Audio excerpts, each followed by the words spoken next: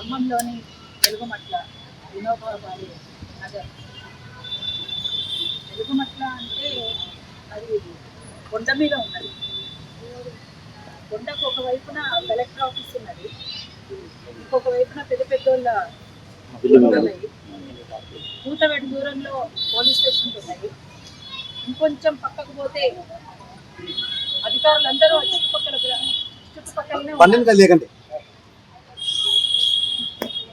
Sudden గా ఆ ఉన్న ఇండ్ల మీద పడి విధ్వంసం చేయడం, ఆ విధ్వంసాన్ని చూడలేకనా వినపడలేకనా, చూసి చూడనట్లుగా ఉండాలనా, వినిపించినా వినిపించకుండా ఉండాలి అన్నట్లుగానా, అంటే దాని అర్థం చూసి చూడనట్టుగానే ఉన్నారు, కావాలనే ఉన్నారు.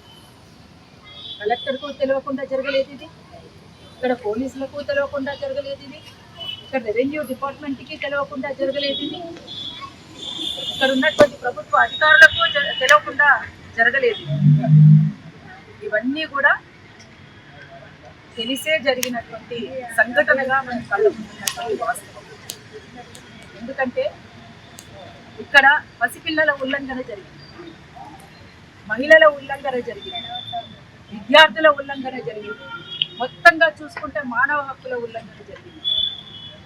నేలమట్టం అయిపోయింది. వాళ్ళందరూ అంటున్నారు మేము పాలస్తీనాలో ఉన్నామా అని అనిపిస్తుంది మాకు. పాలస్తీనాలోనే గాజాపై దాడి జరిగితే ఎట్లా ఉందో అట్లా ఉంది ఇప్పుడు ఆ ప్రాంతం అంతా చూస్తే. ఒక్కొక్కరు ఎంత హృదయ విదారకం అంటే, పరీక్షలు రాసే పిల్లలు ఉన్నారు, వాళ్ళ భవిష్యత్తు పోయింది, వాళ్ళ సర్టిఫికెట్లు పోయింది, వాళ్ళ హాల్ టికెట్లు పోయింది. ఇప్పుడు ఇక్కడ అడిగితే తెలుస్తుంది. అక్కడికి వెళ్ళి మళ్ళీ ఇక్కడికి వచ్చాం, నిరాశ్రయులుగా ఉన్నటువంటి ఈ జాగాకు వచ్చింది. ఇక్కడ ఒక పసిబాబుని వేసుకొని 4 నెలల పసిగుడ్డుని వేసుకొని ఒక తల్లి ఉంది. ఎంత వయసు అంటే 4 నెలలు. 7 సంవత్సరాలు మేము ఎదురు చూస్తే పుట్టినటువంటి కొడుకుని చూసి మురిసిపోదామా, ఇట్లా జరిగిందని బాధపడదామా, ఏం అర్థం కావడం లేదు మాకు అని గోడును ఏడుస్తుంది. అక్కడ ఒక తల్లి ఈ జాగలు కాపాడుకోవడం కోసం మొదటి నుంచి అంటే 2014 నుంచి కొట్లాడుతూ జైలుకు పోయినప్పుడు గుండె బాధ ఉన్నటువంటి, గుండె నొప్పి, గుండెకు సంబంధించినటువంటి వ్యాధులతోటి బాధపడుతున్నటువంటి పిల్లల్ని వదిలేసి సైతం ఆమె జైలుకు పోతే వచ్చేసరికి ఒక బిడ్డను పోగొట్టుకున్నటువంటి తల్లి కనపడింది. అట్లనే భర్తలు లేనటువంటి మహిళలు చాలా మంది ఉన్నారు అక్కడ. ఒంటరి మహిళలు, వాళ్ళంతా కూడా ఒంటరి మహిళలు భర్తలు పోగొట్టుకొని మాకు అంతో ఇంతో నీడ ఉంటుంది, చుట్టుపక్కల మనవాళ్ళు ఉన్నారు అనుకొని వాళ్ళు అక్కడికి వచ్చి చదువులు చేసుకొని, అక్కడ కరెంటు లేకపోయినా నీళ్లు లేకపోయినా తేళ్ళు వచ్చినా పాములు వచ్చినా సరే ఇంత గూడు దొరికింది కదా అని గుడిసె వేసుకున్నటువంటి పాపానికి 3 సార్లు 6 సార్లు హైకోర్టు నుంచి వాళ్ళకు ఉత్తర్వులు వచ్చినప్పటికీ కూడా వాళ్ళకు సంబంధించినటువంటి ఆ జాగలను వాళ్ళకే వదిలేయాలి, పైగా వాళ్లకు సౌకర్యాలు కూడా కల్పించాలి అని పదే హైకోర్టు నుంచి ఉత్తర్వులు వచ్చినప్పటికీ వాటిని విత్తదాఖలు చేసి నిన్నగాక మొన్న ఏదో ఉత్తర్వు వచ్చిందని చెప్పి దాన్ని పరిగణలోకి తీసుకొని అసలు వితౌట్ నోటీస్, వితౌట్ ఇన్ఫర్మేషన్ దాడి చేసి తెల్లవారేసరికి ఒక అమ్మాయి అంటుంది, తలుపు తీయగానే కనపడ్డది వాళ్ళే, మాకేం అర్థం కాలేదు, గుండెల్లో రాయబడ్డట్టు అయిపోయింది, గుండె జల్లుమన్నది, ఏం తోచలేదు.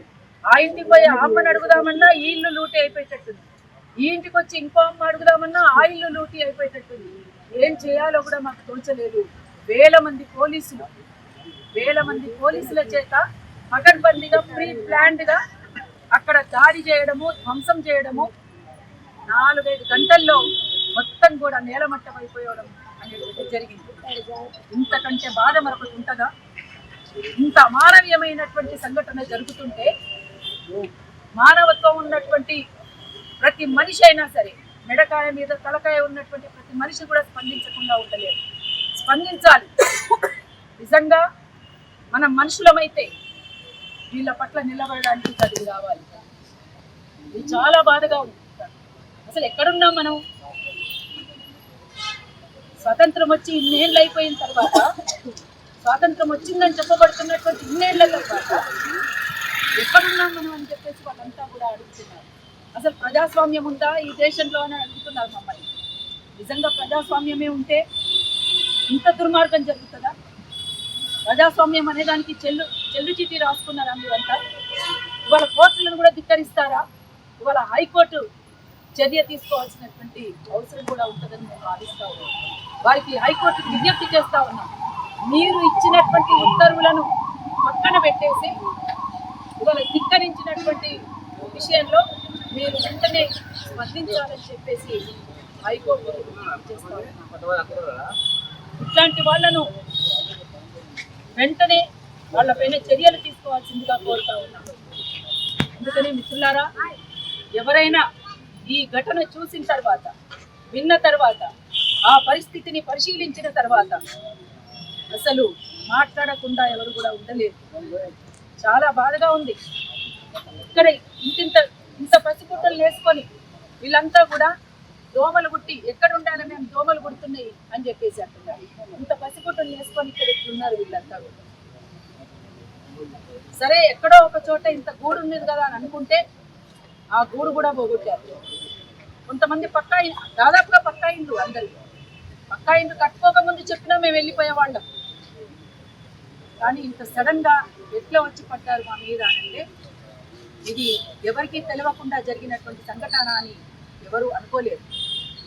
మరి కలెక్టర్లు ఉన్నది ఎందుకు, రెవెన్యూ డిపార్ట్మెంట్ ఉన్నది ఎందుకు, పోలీసులు ఉన్నది ఎందుకు?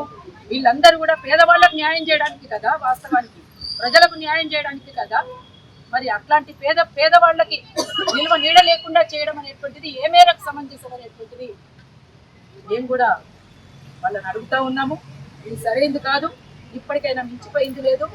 పోగొట్టుకున్న చోటనే వాళ్ళకి నిల్వ నీడ ఉండేలా చేయడం అనేటువంటిది భావ్యము, అదే సమంజసము.